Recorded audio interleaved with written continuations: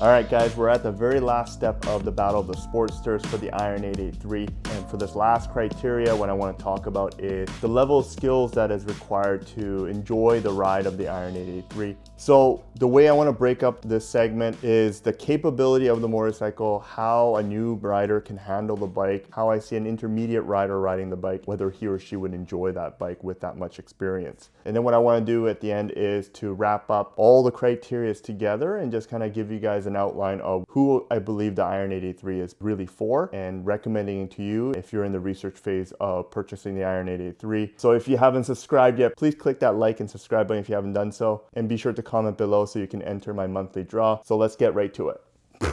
So let's talk about the skill sets required to ride the Iron 883. Many of you guys know that this was my first bike, and I got to learn how to ride a motorcycle competently with the Iron 883. Now, one of the big reasons why I think this is a very good new rider's bike or a first bike for a new rider is because there's so many physical limitations onto that bike that will protect you from getting into trouble. There's a lot of safety measures put into the bike, and I'm not talking about technology-wise because Iron 883 really doesn't have much technology, but there's a lot of limiting factors of the bike that makes the bike go slow. And as a new rider, these type of barriers that you end up approaching is actually safer for you, especially when you don't have that throttle discipline where you may panic a bit and either throttle on or changing your gears at the wrong time. And the Iron 883, because the Evolution engine is pretty much bulletproof and newbie proof, there's hardly any way that you will damage the bike in your learning phase. Of course, if you're making those mistakes continuously,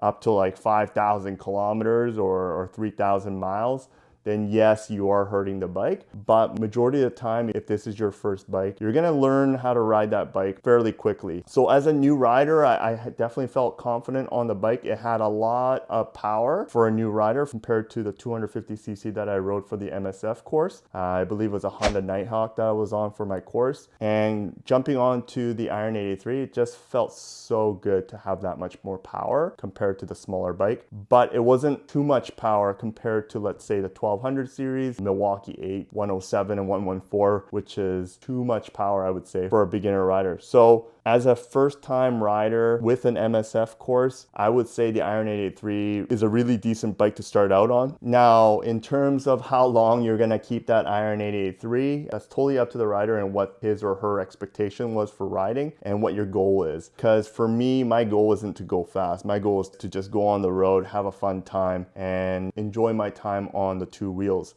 And I think that's the type of the attitude you should have when you get into riding because you will enjoy it more. I also knew that there was a potential short burst of time frame where I would outgrow the bike based on some of the motovloggers that I have been following before I purchased my Iron 883. And majority of the time they end up transition to either a lowrider S or a different softail or maybe even a bagger because the Iron 883 was not enough for them.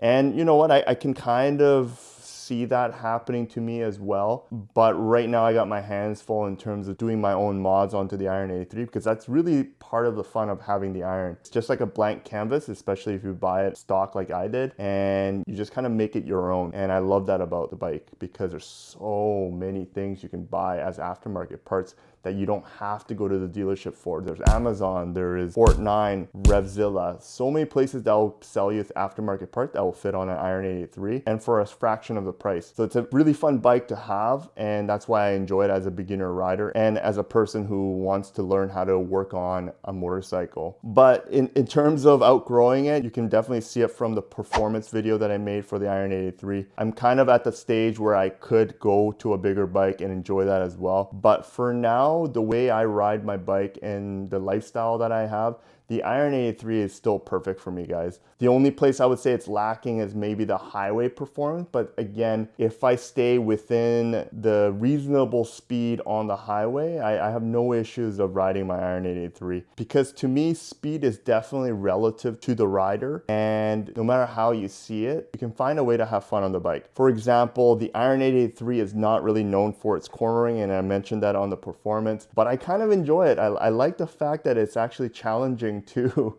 finding that lane for that perfect turn or going through that corner without touching down on too much of the pegs. And I don't know, I find a lot of joy in that. It gives me some sort of challenge. If I got onto a bike where if it's too easy for me to get around the corner, I think it would be fun at first because it's so easy, but it's kind of having like God mode on a video game where after a while that challenge disappears and it's no longer fun for you. And I think I'm the type of person who would reach that pretty quickly if I strive just for performance and speed. And the Iron 83, because of its lack of performance, I actually enjoy it on the road. And if you're the type like me who enjoys challenges, I think no matter what type of skill level you have, Iron 83 will suffice for you. However, if you're the type of person that can't stand a lack of performance, then the Iron 83 is probably something that you will quickly outgrow and you will trade in for a new bike soon afterwards. And there's no fault in that. Now, what if you're an intermediate rider or this isn't your first bike, this is your second or third bike that you're looking at? Would this be the right bike for you and how much fun would you have on it? Let me tell you this, if you are the type of person who's looking for speed out of this bike, then you're not gonna like it at all. In fact, if you're looking for performance on a cruiser, you're probably hitting like the $20,000 to $30,000 category. So for a second and third bike, it's more of a collector's item, I would say. Majority of the time when I talk to somebody that owns the Iron 83 currently and had a lot of riding experience are people who actually rode the Iron 83 in the past. And they hit a part of their riding career where they're looking for that challenge that I talked about, or that nostalgia, or that itch of making a bike into your own custom bike. And just people who like to collect motorcycles, because the Iron 83 will be one of those collectible bikes because we know the Evolution engine is going away and they see the Iron 83 with the Evolution engine as an icon to Harley Davidson and they just need to have it.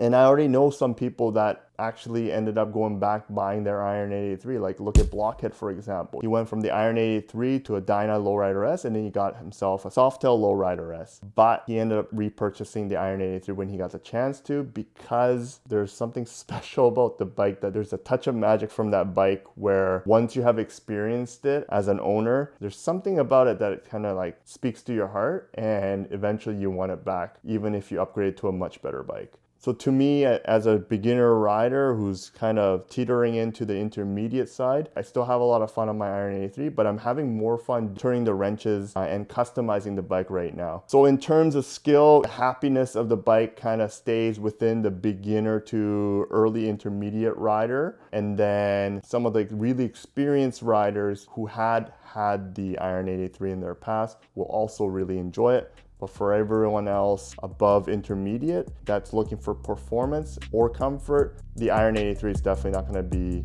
a crowd pleaser for you. So for the next round, I'm going to be talking about the Sportster 48. I won't be breaking it up into different categories like I did for the Iron 83. I'm going to mash it up all into one review just so I can get this series up and running.